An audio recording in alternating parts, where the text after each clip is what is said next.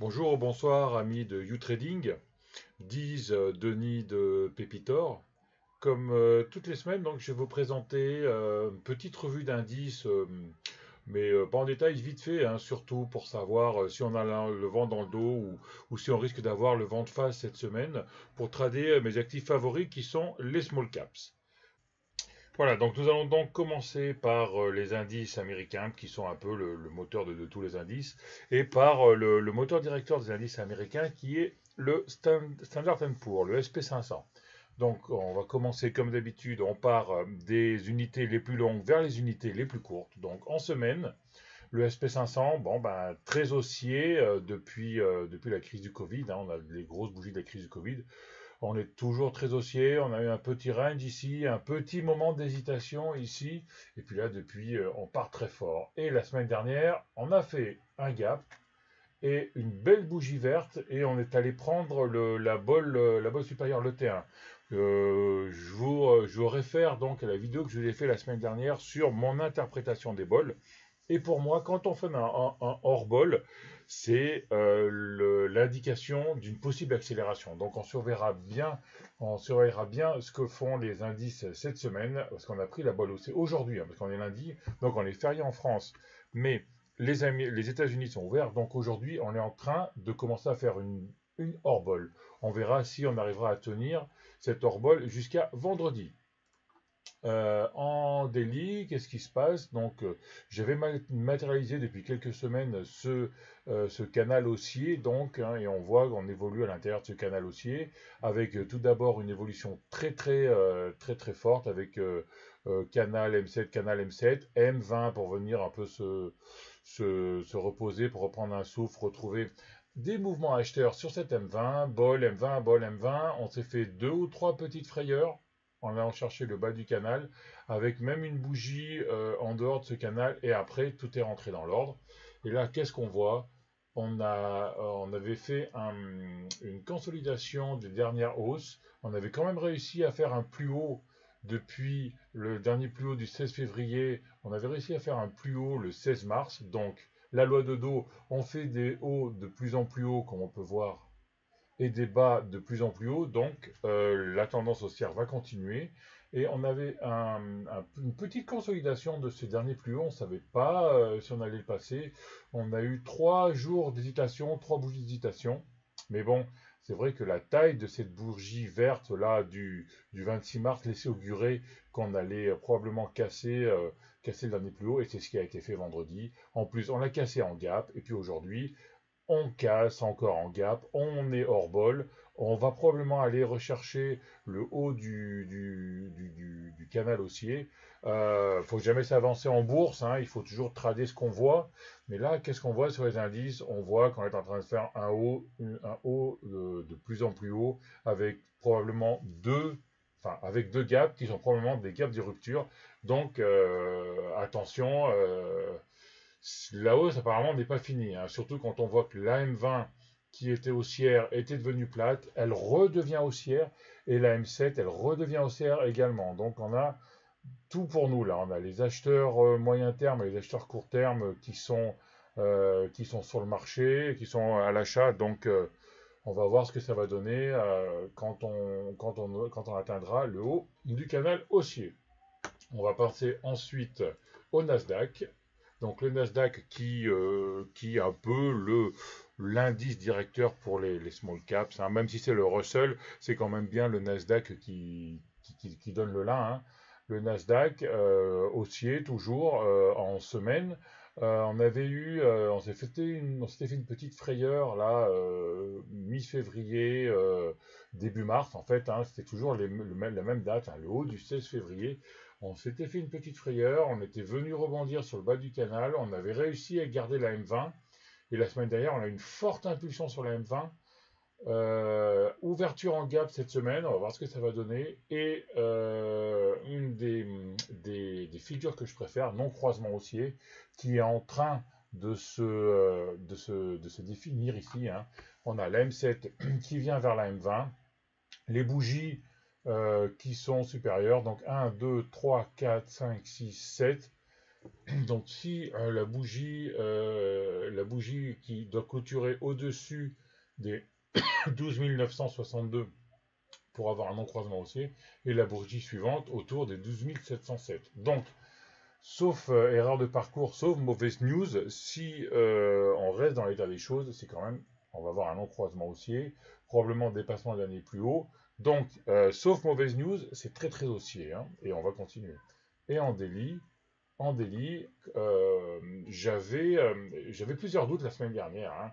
J'avais dit soit on était dans un triangle, donc à vérifier la question du triangle par le haut ou par le bas. Donc là, première hypothèse, le triangle avec les deux points de contact, on l'a cassé mercredi dernier.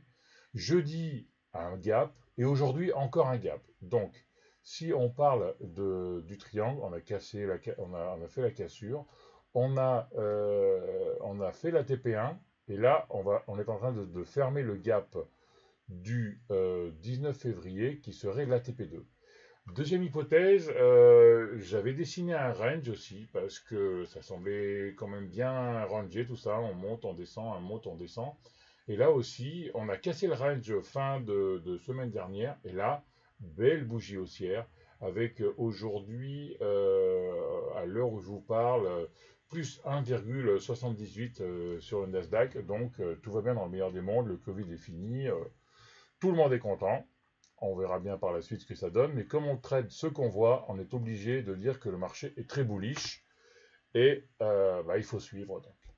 Qu'est-ce que ça donne en France? Donc le CAC 40 en semaine, on avait donc la tendance haussière moyen terme et la tendance haussière court terme. On avait cassé le canal haussier de la tendance haussière court terme, on avait fait un nouveau plus haut, on avait fermé le gap du Covid, on était revenu chercher de la force un peu sur l'oblique haussière qui datait du bas du Covid, donc oblique haussière du bas du Covid, on était venu se reposer dessus, qui correspondait également au haut du canal haussier court terme, et qui correspondait en plus avec la M20. Donc là, on avait, comme je vous avais dit il y a 2 semaines, un gros point de support qui a joué son rôle. On a rebondi.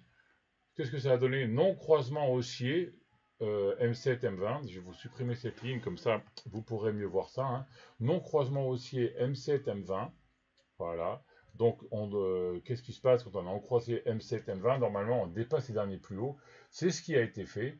Et jeudi, qu'est-ce qu'on a fait? On a rejoint les 6105 points qui étaient le plus haut avant le Covid.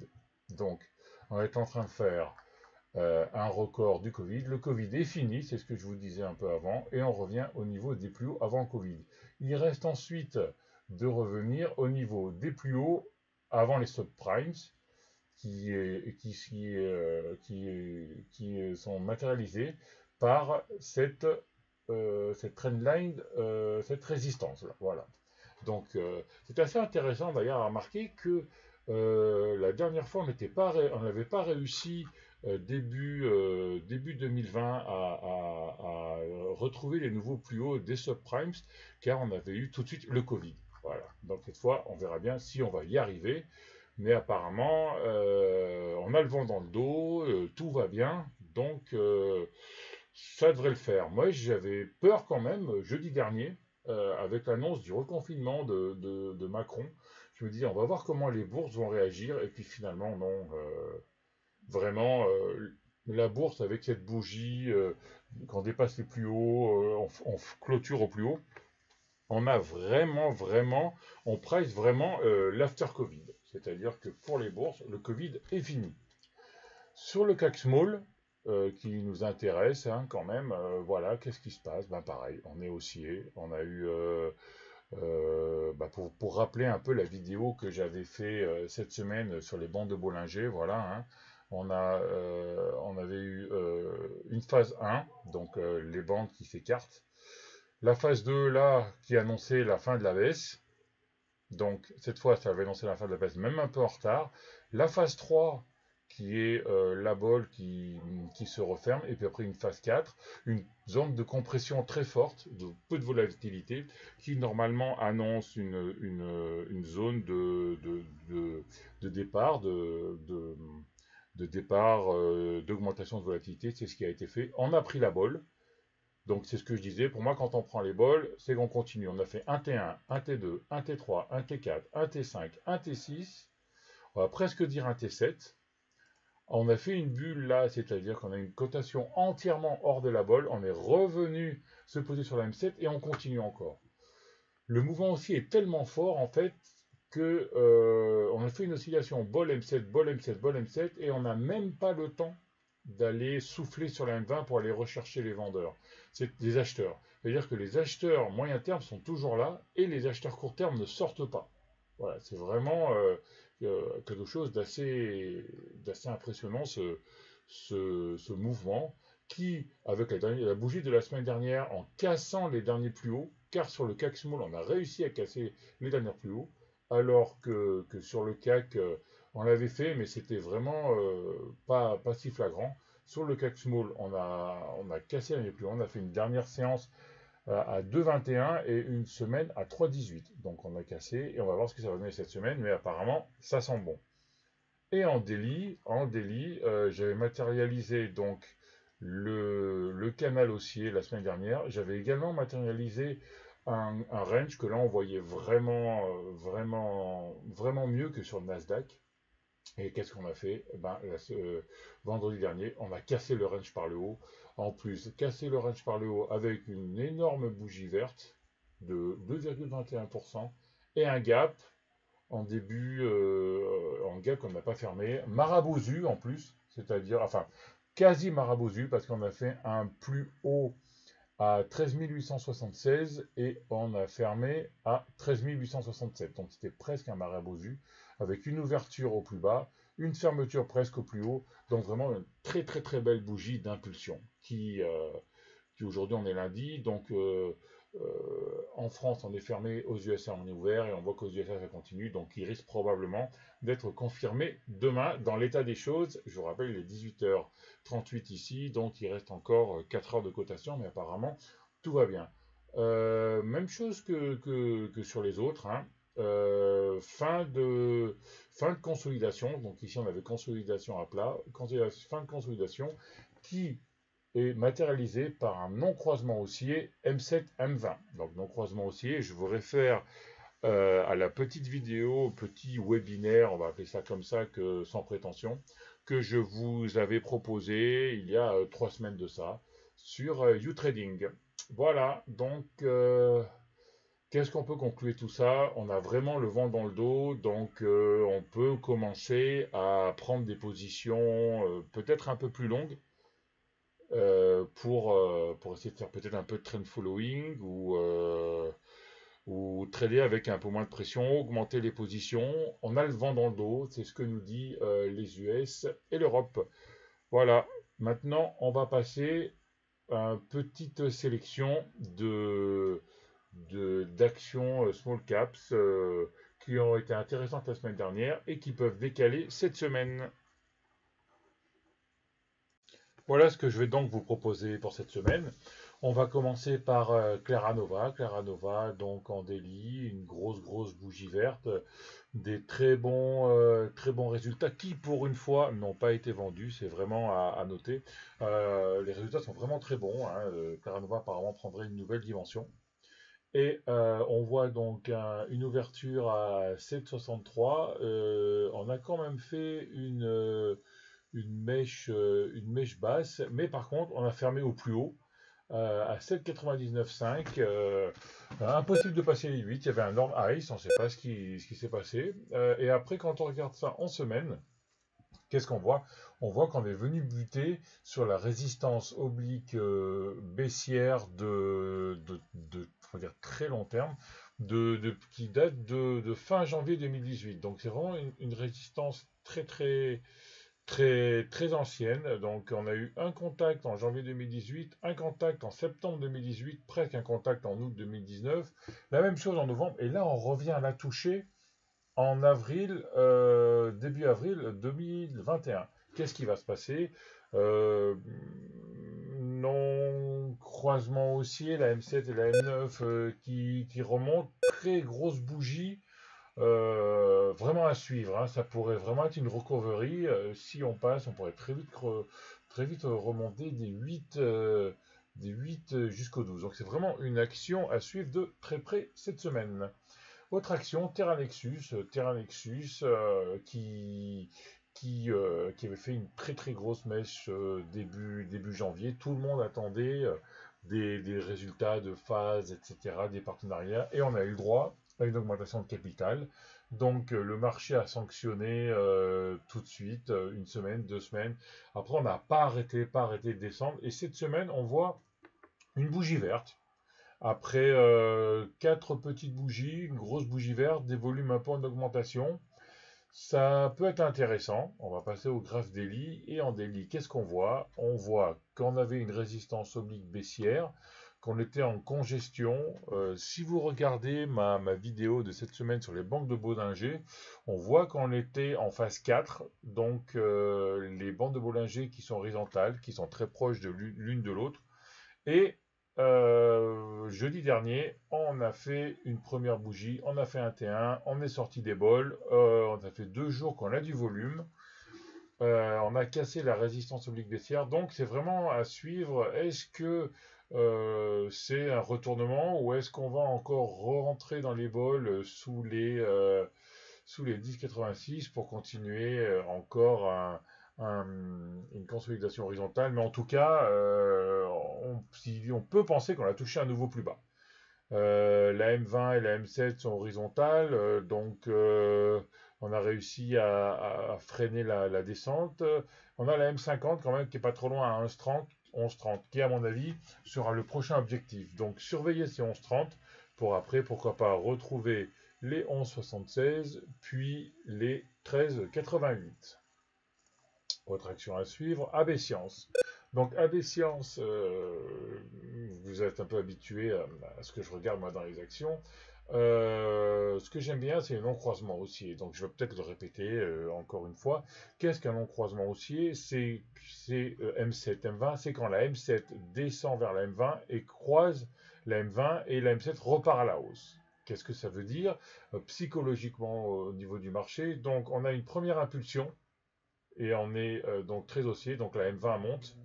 Puis sur cette première impulsion, on consolide, donc la M7 descend, et après, on a une fin de consolidation et une reprise de trend, ou une reprise de tendance, et c'est à ce moment-là où c'est plus intéressant pour rentrer. Donc la M7 est horizontale, la M20 monte, il suffit que dans les 2 prochains jours, on ait des belles bougies vertes, et on pourrait repartir pour aller retaper les plus hauts à 21,94. Donc 16,22, ça fait déjà une hausse assez intéressante. Surtout que la semaine dernière, on a eu une belle bougie verte. Et en daily, qu'est-ce que ça dit? En daily, on voit qu'on est vraiment en train de congestionner les bandes de Bollinger qui sont relativement serrées. Je vous en avais parlé il y a une dizaine de jours, hein, je crois qu'il fallait surveiller la sortie des bols. Et puis finalement, elle était sortie par le bas. On a réintégré. Et là, jeudi dernier, on a cassé la résistance oblique baissière. On est venu buter sur la bande de Bollinger, donc il n'y avait pas assez de force. Mais bon, c'est quand même une action à surveiller, très intéressante, surtout que le stop à mettre là est relativement bas, hein. On est à 16 et le stop serait à 14,2, 14,3 pour être large et pour avoir un objectif sur 22. Donc vraiment intéressant à suivre. AB Science cette semaine. Une autre action, c'est Quadient, qui est très très très très haussière depuis septembre 2020. Presque pas de répit. Bol M7, bol M7, bol M7, bol M7. Et cette semaine, on a eu une messe basse, avec une mauvaise réception de résultats, qui pourtant étaient pas mal, mais bon, les résultats ont été vendus. Et si on regarde en daily, on voit qu'on avait un gap du 10 mars 2021. On est venu refermer ce gap lors de l'avant-dernière et l'avant-avant-dernière séance, et on a une belle bougie d'impulsion verte où on vient finir au plus haut à 21,68. Donc, c'est vraiment une action à suivre parce qu'apparemment, à mon avis, les résultats ont été vendus, beaucoup trop vendus. On est revenu chercher des acheteurs sur un niveau qui était donc la fermeture du gap et qui correspondait également à la résistance, ou le support oblique haussier, la ligne de tendance, hein, et donc on est vraiment venu taper au point près. On va suivre cette semaine également pour retrouver les plus hauts qui sont à 23,82. Autre action cette semaine que je propose, c'est Showroom Privé. Showroom Privé qui était très haussière depuis juin 2020. C'était une action qui était chaotique, qui n'arrêtait pas de faire des profit warnings, etc. Et avec le confinement, le vente par correspondance qui a commencé à monter, donc elle a vraiment pris un essor très intéressant. On était en euphorie là, parce qu'on avait une très grande distance entre les bougies et la M20. On a encore continué en euphorie et là, on vient corriger. Est-ce qu'on a trouvé un point bas de la correction? À voir, à voir. On est venu taper 2 fois près de la M20 semaine. On a fait une belle bougie verte cette semaine. En daily, qu'est-ce que ça dit? Donc en daily, on avait donc la consolidation dans un canal baissier court terme. On a essayé de le casser une fois. On est revenu prendre appui dessus. On a un peu glissé dessus. C'était un peu la semaine où les indices étaient un peu hésitants. On n'arrivait pas à faire grand-chose. On a même fait un non-croisement baissier là qui pouvait penser qu'on aille en enfer. Le non-croisement baissier qui a été validé car on a fait un nouveau plus bas. Puis après congestion, et là on a cassé la M20, la M7 est haussière, la M7 est à 2 doigts de casser la M20, il faudra vraiment vraiment surveiller la résistance oblique baissière, on a un troisième point de contact ici. Hein. Donc si on passe la résistance oblique baissière à 3,11, on ira chercher les 3,39, puis les 3,86. Donc c'est vraiment quelque chose d'intéressant. On a repris un peu de volatilité là, donc il faudra faire attention au stop. Hein. Ensuite, je propose Seabox, Seabox, je vous rappelle, hein, qui faisait des composants informatiques et qui a complètement changé de métier fin 2018, 2019, et qui est rentré dans la mobilité avec les trottinettes, vélos électriques, etc. Et on pouvait tracer donc en weekly une fourchette d'Andrews long terme qui avait un point bas au 13 novembre 2017, puis un point haut le 5 février 2018, où là on attendait des nouvelles pour un partenariat en Chine, et un nouveau point bas qu'on a atteint en mars 2020. Et comme on peut voir, depuis mars 2020, on oscille dans le bas de cette fourchette. Donc on va taper le milieu, on travaille la demi-médiane, on revient sur le bas, on retape, on retravaille la demi-médiane. Là, on n'est pas loin du bas. Et si on regarde, on a un possible non-croisement haussier également, hein, la M7 qui vient sur la M20 et qui remonte. 4 ou 5 bougies qui créent un petit range là en weekly, ça peut être intéressant. Et si on passe en journalier, moi ce que j'aime c'est cette résistance oblique baissière, on est presque au contact. Plutôt, plutôt qu'un avis, donc c'est plutôt à surveiller pour sa volatilité, pour sa rapidité. Donc à surveiller le contact des 0,24-0,5, surtout que la bolle s'ouvre, donc elle est plus bloquante. Ensuite, une option très volatile qu'il faut surveiller, d'un coin de l'œil, parce que quand elle part très vite. C'est Biofitis, donc en semaine haussière, première impulsion, consolidation, deuxième impulsion, consolidation. On est venu taper la M20 2 semaines de suite. On a la M7 qui tombe sur la M20. Petit rebond la semaine dernière, petite bougie. À suivre ce qui va passer cette semaine. Si on pourrait repartir, ça peut être intéressant. Et qu'est-ce qui est intéressant si on repart? Eh ben, on va de 1,08 jusqu'à 1,86. ce qui fait près de 100%, donc c'est quand même intéressant, non négligeable, et si on arrive à prendre le bateau au bon moment, vu que les indices sont un peu verts, ça peut être un trade moyen terme très rentable. Et en daily, donc on a la confirmation là, 1, 2, 3, 4, 5, 6 petites bougies. Une bougie d'impulsion jeudi dernier qui on est venu taper la résistance des 1,18 qu'on avait travaillé une fois, deux fois, trois fois, quatre fois, cinq fois, six fois, 7 fois, 8 fois. On est vu la taper une neuvième fois, donc c'est vraiment un point très très important. Donc pourquoi pas tenter un achat au-dessus des 1,18,3 pour aller valider le contact avec la résistance oblique baissière qui se trouvera vers les 1,26 et après si on part ça peut être quelque chose d'intéressant. Euh, je peux vous proposer aussi Econocom. Econocom, on l'avait essayé la semaine dernière. Ça avait méché malheureusement. Donc, mais c'est tellement haussier que c'est encore quelque chose peut-être à retenter sur les plus hauts de la semaine dernière à 3,48. Et si on voit que ça en daily, je fais référence un peu à la vidéo que j'avais fait sur les bandes de Bollinger.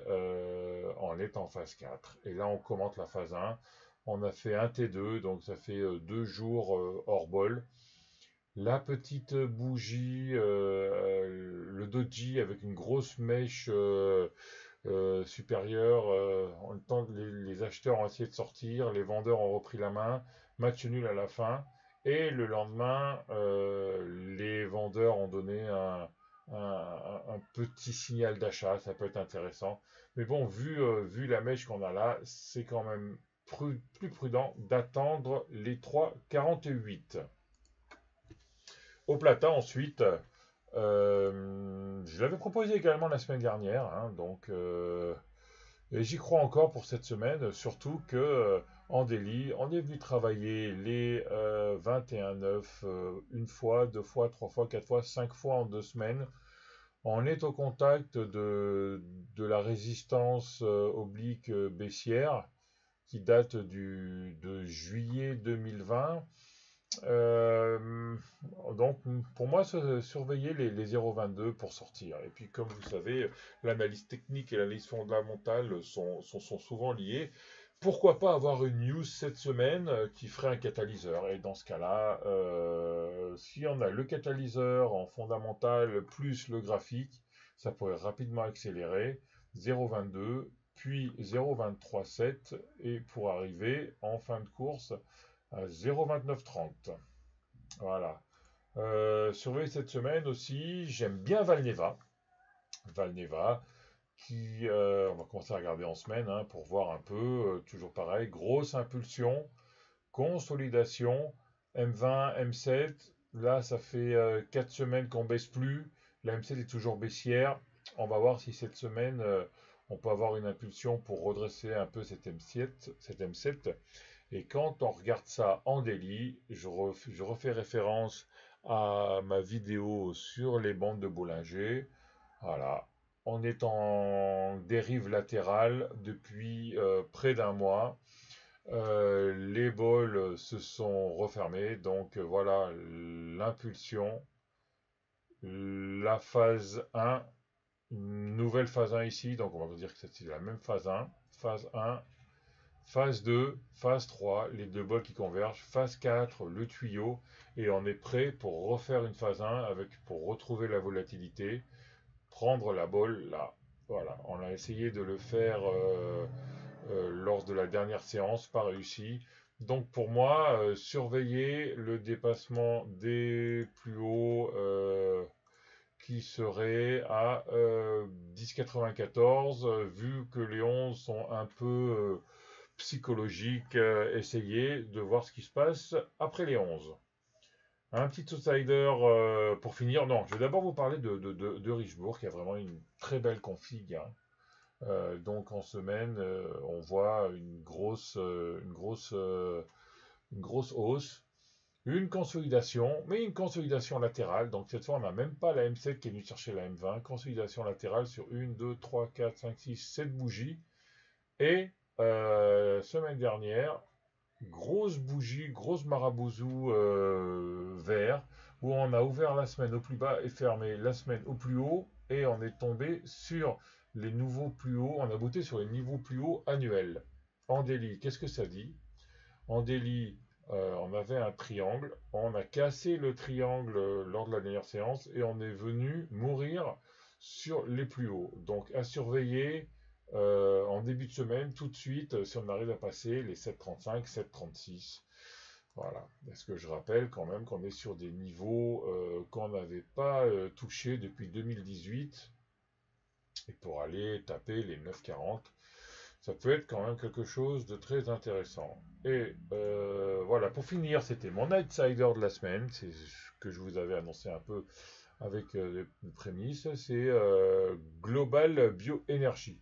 On a eu une grosse impulsion, une consolidation, et là on a un latéral en weekly, et quand on regarde ça en daily, voilà, on s'aperçoit que les bandes de Bollinger se resserrent, plus de volatilité, une petite tentative sur les 3 dernières bougies vertes, une mèche il y a 3 séances qui nous permet de définir un point haut et peut-être un point d'entrée, hein, avec une résistance oblique baissière très court terme qui a été méchée puis cassée. Donc on va voir si on arrive à dépasser les plus hauts à 7,08 pour avoir un retournement de tendance et pour repartir chercher les plus hauts. Voilà, cette semaine, j'ai pas eu trop de difficultés pour trouver des actions. On a l'impression que le flux est revenu en fin de semaine. Les indices sont verts, on a le vent dans le dos. Peut-être qu'on aurait touché un plus bas sur certaines actions. Donc, je vous souhaite une bonne semaine, beaucoup de plus-value, et on se retrouve la semaine prochaine. Voilà, c'était 10 de Pépitor pour You Trading. Merci, à la semaine prochaine. Au revoir à tous.